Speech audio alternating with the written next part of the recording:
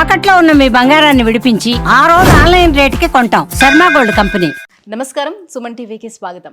2025 సంవత్సరం నవగ్రహాల స్థితిగతులు ఎలా ఉన్నాయి, ద్వాదశ రాశుల వారికి ఎటువంటి ఫలితాలని అందజేస్తున్నాయి, ఈ విషయాన్ని తెలియజేసేందుకు మనతో పాటు ఉన్నారు ప్రముఖ జ్యోతిష శాస్త్ర పండితులు, శ్రీచక్రపీఠ వ్యవస్థాపకులు బ్రహ్మశ్రీ ప్రదీప్ జోషి గారు.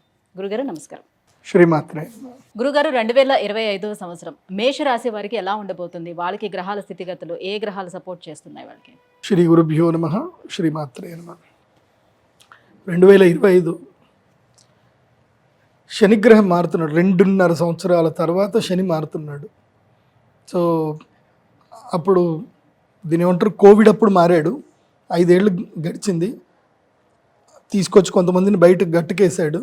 ఇప్పుడు కొంతమందిని తొక్కేస్తాడు, కొంతమందిని గట్టుకేస్తాడు ఇప్పుడు. సో ఇది చాలా కీలకమైన సంవత్సరం 2025. వాస్తవంగా ఉగాది పంచాంగ శ్రవణం అప్పుడు చెప్పాలి, అందరికీ క్యూరియాసిటీ ఎక్కువైపోయింది. ఇంకోటి మా సుమన్ టీవీ వాళ్ళు అసలు వదలట్లేదు. సార్ 2025 చెప్పండి చెప్పండి చెప్పండి అని అడుగుతున్నారు కాబట్టి మీ అందరికి చెప్తున్నాను. అంటే ఉగాది కన్నా ముందు కొన్ని గ్రహాల్లో చేంజింగ్స్ ఉన్నాయి కాబట్టి, మారుతూ వస్తున్నాయి కాబట్టి దానివల్ల కూడా ఎలాంటి ఫలితాలు ఉంటాయో తెలుసుకోవాలంటే దానికోసమే చెప్తాను. కానీ ఎవరైనా పెద్దవాళ్ళు, విఘ్నులు, సనాతన ధార్మికులు మాత్రం ఇదేంటండి మీరు ఉగాది పంచాంగ శ్రవణం చెప్పాలి ముందే చెప్పేస్తున్నారు అని మాత్రం దయచేసి చెప్పకండి, అట్లా అనకండి. I'm very sorry. ప్రేక్షకుల విజ్ఞప్తి మేరకు, కోరిక మేరకు ఈ 2025 వ్యావహారిక నామ సంవత్సరానికి సంబంధించి రాశి ఫలాలు చెప్తున్నాను. ముందుగా మేషరాశి. మేషరాశి వారికి జనవరి 1 నుంచి మార్చ్ 28 వరకు 100 days కౌంట్ డౌన్ స్టార్ట్. 100 రోజులు కౌంట్ డౌన్ రాసుకోండి. ఒక్కొక్క రోజు మీరు పేపర్ చెంపుతున్న కొద్దికి మీ జీవితంలో మంచి రోజులు ఒక్కొక్కటి అయిపోతున్నాయని గుర్తుపెట్టుకోండి. There are upcoming very very harmful and bad days for మేషరాశి. దానికి బిగినింగ్ కూడా ఇప్పుడే జరగవచ్చు. ఎందుకోసమంటే శని రాబోతున్నాడు అంటే దాని ఎఫెక్ట్ స్టార్ట్ అయిపోతుంది. 1 month ముందు నుంచే స్టార్ట్ అవుతుంది. సో ఏం చేసుకున్నా జనవరి, ఫిబ్రవరి వరకే చేసుకోండి. మార్చ్ 5th ఆర్ 25th వరకే. ఇంకా మార్చ్ 25th లోపల ఎప్పుడు ప్లేస్ చేంజింగ్ అవుతుంది. మార్చ్ 28 తర్వాత మారుతున్నాడు. 28కి మార్చ్ 28కి ఆయన ఉంటున్నాడు అక్కడ. షష్టగ్రహ కూటం ఏర్పడుతుంది. ఆయన వచ్చి రాగానే అందరినీ లైన్లోకి వేసుకుంటున్నాడు. ఆయన గ్రహణం కూడా స్టార్ట్ అవుతుంది. అక్కడికించి శని తన ప్రభావం చూపించడం స్టార్ట్ చేస్తాడు. సో ఆ ప్రభావం ఫస్ట్ చూపించేది మేషరాశి వారి మీదనే. మేషరాశి వారికి లెక్క, పద్దులు అన్నీ చూసుకుంటాడు. ఇంకా స్టార్ట్ వ్యయస్థానములో శనిగ్రహం వస్తున్నాడు.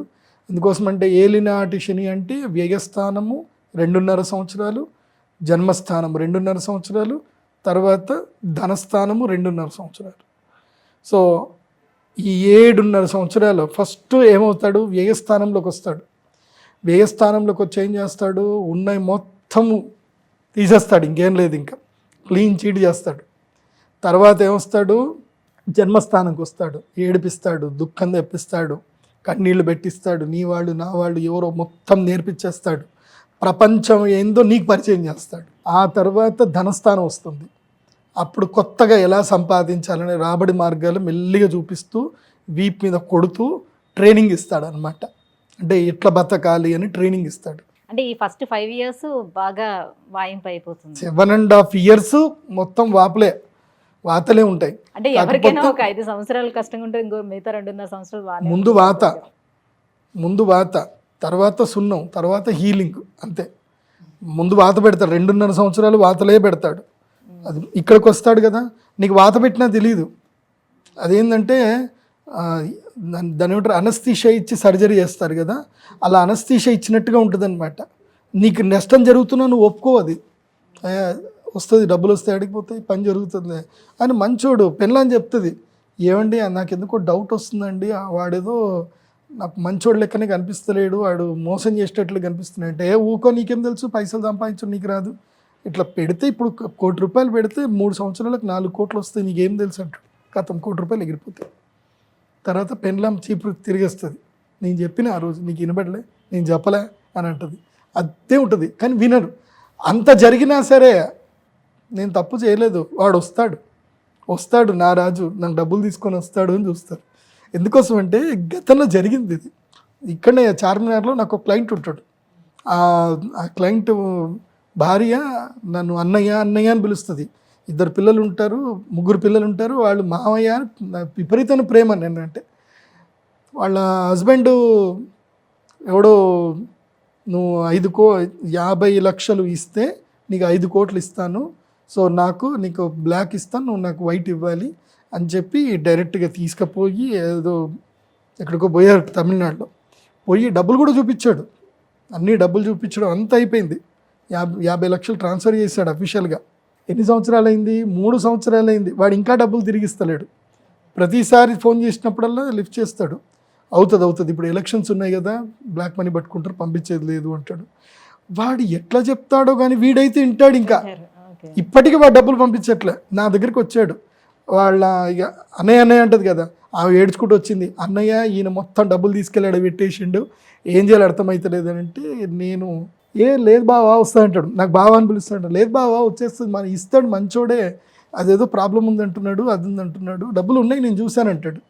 ఒరే పిచ్చోడా, పోయి సైబర్ క్రైమ్లో కంప్లైంట్ చేయని చెప్పి అప్పుడు నాకు తెలిసిన డీసీపీ ఏసీపీ గారితో మాట్లాడి చేపిస్తే అప్పుడు కంప్లైంట్. అప్పటిదాకా కంప్లైంట్ ఇవ్వడానికి పోయినా కంప్లైంట్ తీసుకోలేదు వాళ్ళకి. సో ఇప్పుడు వాడు దొరకట్లే. ఇప్పుడు ఫోను ఇదైపోయింది, ఇంకా వాడు మొత్తం స్టాప్ అయిపోయాడు. ఇప్పుడు ఫోన్ నెంబర్ మార్చాడు. నేను అదే చెప్తా, ఏలినాటి శని స్టార్ట్ అయ్యేటప్పుడు ఇవే ఉంటాయి పంచాయతీలు. నేను అందుకే మేషరాశి వారికి చెప్పేది ఏంటంటే, అకౌంట్లో మొత్తం బ్యాలెన్స్ నిల్, అకౌంట్ అంతా క్లోజ్ చేసేసేయండి, మినిమం బ్యాలెన్స్ పెట్టండి, అకౌంట్ క్లోజ్ చేసేయండి. అకౌంట్లో ఉన్న డబ్బులు, సేవింగ్ అకౌంట్లో ఉన్న డబ్బులు తీసుకెళ్ళి మొత్తం కూడా ఏదైనా పర్ఫెక్ట్గా మొత్తం హెచ్ఎండిఏ ఇంకేం కాదు. అయితే మున్సిపల్ డెవలప్మెంట్ అథారిటీలో 35 సంవత్సరాలు లింక్ డాక్యుమెంట్. అదే హైదరాబాద్లో అయితే కనుక 50 సంవత్సరాల లింక్ డాక్యుమెంట్లు కరెక్ట్ ఉంటేనే కొనండి. ఎందుకోసమంటే మీరు 30 ఏళ్ళైనా సరే హైడ్రా వచ్చేస్తుంది అడికి, ఎప్పుడు ఎడికేసి కొలుస్తారో తెలియదు. సో ఇది నేను అందరికీ చెప్తున్నాను, ఇది ఓన్లీ మేషరాశే కాదు. ఏదైనా మంచి ల్యాండ్ కొని కామ్గా కూర్చోండి, ఈ 7.5 సంవత్సరాలు కామ్గా కూర్చోండి. లేదంటే మాత్రం లిక్విడ్ క్యాష్ పెట్టుకుంటే మాత్రం నెత్తి మీద శని వస్తాడు కదా, ఎక్కడో ఒక చోట ఎవడో ఒక తలమాసినోడు వస్తాడు, మీ కొంప ముంచుతాడు. డోంట్ క్యారీ లిక్విడ్ క్యాష్, బాగా గుర్తుపెట్టుకోండి. మేషరాశి ఈ సంవత్సరము ది వరస్ట్ టైము, టాప్ 11 పొజిషన్లో ఉన్నారు మేషరాశి. అయిపోయింది, మీ గుడ్ టైం అయిపోయింది. సో గురు శనిలో ఇద్దరు కూడా సపోర్టింగ్ లేరు ఈ సంవత్సరం. గురువు లేడు, శని లేడు. అప్పుడప్పుడు మధ్యలో శుక్రుడు వస్తూ ఉంటాడు, అదేదో నాకు టైం దొరికినప్పుడు నేను చెప్తాను. సో నాది ఎట్లయినా స్టార్ మాలో రాశి ఫలాలు వస్తాయి, ప్రతి వారం వస్తాయి, అవి చూడండి, అవి ఫాలో అవ్వండి. కాకపోతే ఒక్కటి మాత్రం అడ్వైజ్ చేస్తా, వ్యవసాయం చేయండి. శని ద్వాదశంలో ఉన్న వ్యవసాయం చేసేవాడిని మాత్రం శని ఏమనడు. వ్యవసాయం అంటే ఇవైతే కూరగాయల పంటలు కానీ ఏవైనా పండించుకోండి, లీజుకి తీసుకొని కూరగాయల పంటలు మాత్రం పండించండి. దానివల్ల పెద్ద నష్టమేమి ఉండదు, కానీ అది కూడా కష్టమే. శని ఎప్పుడు ఎట్లా చేస్తాడో తెలియదు. శారీరక శ్రమ ఉండాలి, కానీ అది మంచిదే. ఇప్పుడు నా జీవితంలో నాకు ఏలినాటి శని వచ్చింది. నాకు ఏలినాటి శని వచ్చినప్పుడు నేను ఎంత ఏడ్చానో నాకు తెలుసు. అసలు ఎవరూ లేరు నాకు, నేను ఒంటరి అన్న క్లియర్గా వచ్చేసింది థాట్. సూసైడ్ చేసుకున్నామంత ఫీలింగ్, బాధ కలిగింది. కానీ 5 సంవత్సరాల తర్వాత ప్రపంచాన్ని మనకు పరిచయం చేస్తాడు. ఫస్ట్ మనల్ని బాధ పెడతాడు, తర్వాత ప్రపంచాన్ని పరిచయం చేస్తాడు, తర్వాత జీవిత గుణపాఠాలు నేర్పిస్తాడు. అప్పుడు ఉంటుంది జీవితం, అద్భుతంగా వెళ్తుంది. కాకపోతే అది తట్టుకోవాలి, 5 సంవత్సరాలు తట్టుకోవాలి. 2.5 సంవత్సరం నుంచి గురువుగా టీచర్గా మారుతాడు. మొదలు యమధర్మరాజులాగా మంచి కొడతాడు, ఇంకో సంవత్సరము తిండి లేక బాధ పెడతాడు, ఇంకొక సంవత్సరము టీచర్ అవుతాడు. అది బాగా గుర్తుపెట్టుకోండి మేషరాశి. కానీ ఇల్లు కట్టుకోండి, ఇల్లు కడితే మాత్రం శని సపోర్ట్ చేస్తాడు. ఇల్లు కట్టుకోవడానికి ఎందుకోసం అంటే ఇల్లు కడతా ఉంటే ఖర్చు అవుతూ ఉంటుంది కదా, మీరు ఇల్లు కట్టడానికి లేబర్లకు డబ్బులు ఇస్తారు కాబట్టి ఇల్లు కట్టండి. ఖర్చు అవుతుంది, అప్పు అవుతుంది, అన్నీ ఉంటుంది. మేషరాశి వారు ఈ సంవత్సరము తప్పకుండా ఏంటంటే, ఇదిగో ఈ మాల కృష్ణ స్ఫటిక మాల అని ఉంటుంది, తప్పకుండా కృష్ణ స్ఫటిక కృష్ణాంగారక మాల అంటారు.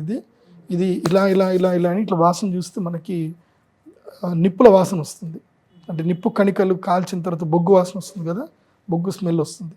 ఇది ప్రత్యేకంగా ఈ సంవత్సరము ఏలినాటి శని ఉండే వాళ్ళ కోసమే తెప్పించింది.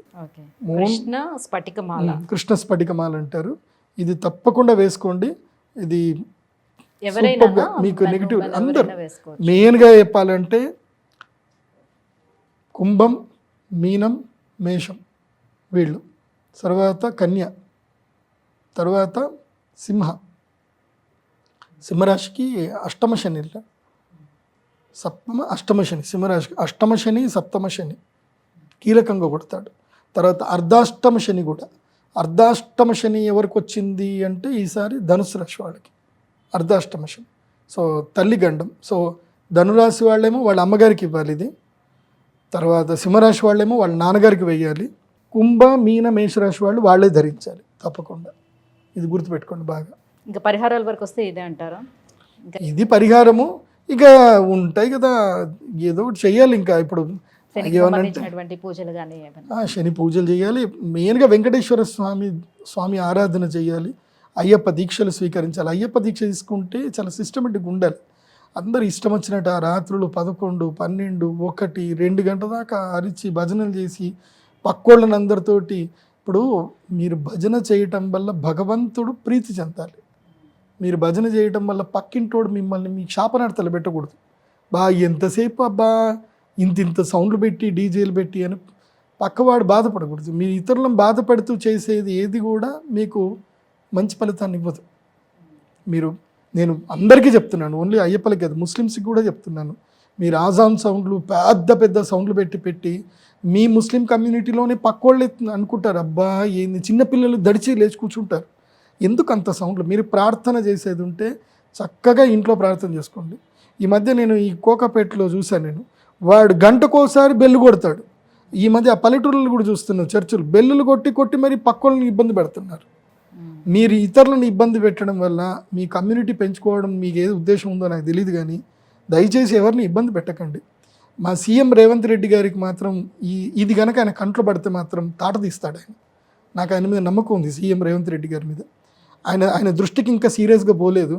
ఎందుకోసమంటే పక్క నిక్కచ్చి మనిషి సీఎం రేవంత్ రెడ్డి గారు. ఆయన చూసిన తర్వాత అర్థమైంది. ఇప్పటివరకు ఆయన ఏమో అనుకున్నాం, కానీ ఈ సంవత్సరం లోపల ఆయన నిక్కచ్చి మనిషి, ఏదైనా ముక్కుసీటుగా పోయే మనిషిని అర్థమైంది. ఎవడైనా భయపడేది లేదు, తగ్గేదే లేదని ఉన్నాడు. అందుకోసమంటే ఆయన చేసిన పనులు అట్లా ఉన్నాయి. పెద్దోళ్ళు ఎవరు అయినా సరే ఎవడైతే నాకేంది కూల్చేయంటే కూల్చేయాలి అంతే. సో మంచి పనే చేస్తున్నారు రేవంత్ రెడ్డి గారు. దయచేసి ఈ ఏవైతే పెద్ద సౌండ్లు తీసేసేయండి స్వామి అని నా రిక్వెస్ట్. అది ఎవరిదైనా సరే, ఏవి పుంగీలు ఉంటాయి కదా పెద్దవి, సుప్రీంకోర్టు ఆర్డర్ క్లియర్గా ఉంది, అవి తీసేసేయండి. ఎవడు పక్కోని డిస్టర్బ్ చేయడానికి లేదు. నేను సౌదీ వెళ్ళాను, దుబాయ్ వెళ్ళానండి. దుబాయ్లో ఎంత పెద్ద మసీదులు ఉన్నాయి, ఎక్కడ కూడా ఆజాన్ సౌండ్ లేవు, డిస్టర్బెన్స్ లేవు. వాళ్ళు ప్రార్థన చేసుకుంటారు, వెళ్తారు, ప్రశాంతంగా ప్రార్థన చేసుకుని బయటకు వస్తారు. ఎక్కడా నాయిస్ లేదు, ఎక్కడ ఒక పోలీసు వాడు కనపడు, అసలు అక్కడ డిస్టర్బెన్సే లేదు. అక్కడ స్ట్రిక్ట్ గవర్నమెంట్. నాకు తెలిసి రేవంత్ రెడ్డి గారు కూడా ఇలాగే స్ట్రిక్ట్ గవర్నమెంట్ రన్ చేస్తే మీరే సీఎం, 10 ఏళ్ళు కాదు 100 ఏళ్ళు మీరే సీఎం, మీరు గవర్నమెంట్ రన్ చేస్తే. ఇట్లా గురుగారు, ఈ 2025 సంవత్సరం మేషరాశి వారికి ఎలా ఉండబోతుంది, వాళ్ళు ఎటువంటి పరిహారాలని పాటించుకోవాలి, ఎంత పద్ధతిగా ఉండాలి, ఈ విషయాలన్నీ కూడా తెలియజేసినందుకు ధన్యవాదాలు.